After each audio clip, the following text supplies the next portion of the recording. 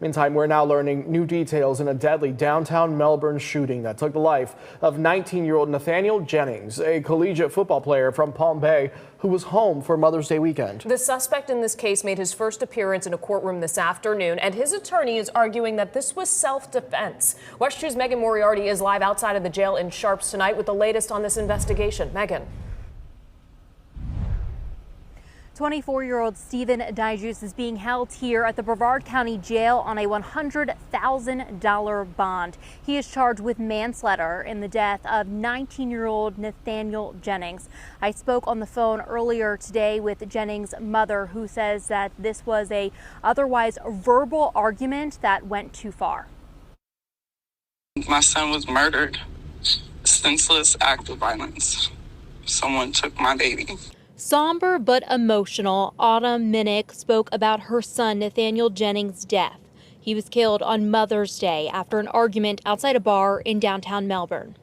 And he made it to college, and he's made me very proud, Mom. He's overcome a lot of obstacles in his life, and I don't think anyone thought my son was going to make it, but he proved them all wrong.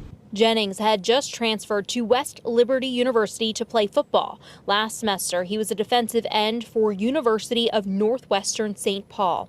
His former head coach, Matt Moore, sent us a statement saying in part, "Nate was a treasured member of our football team, being honored with all conference accolades following his first year of collegiate competition.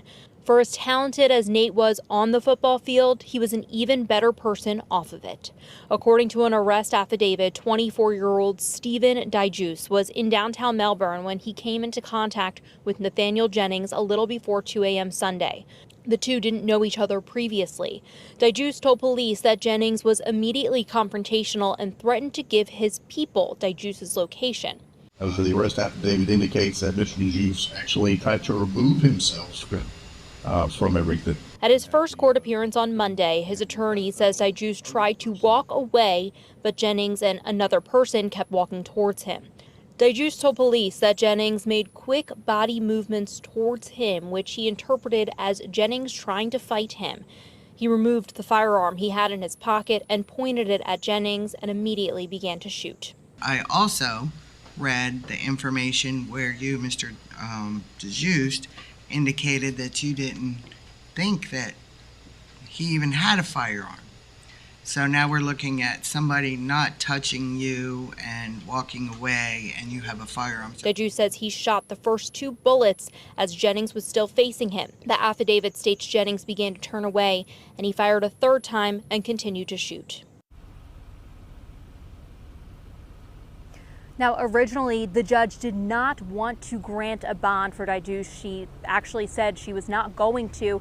His attorney did cite the fact that he is charged with manslaughter, so he has a right to have bail, which is why she did grant that $100,000 bond. He has not posted it, so he is still being held here. His next court date is set for early June. Covering Brevard County, live in Cocoa, Megan Moriarty, West 2 News.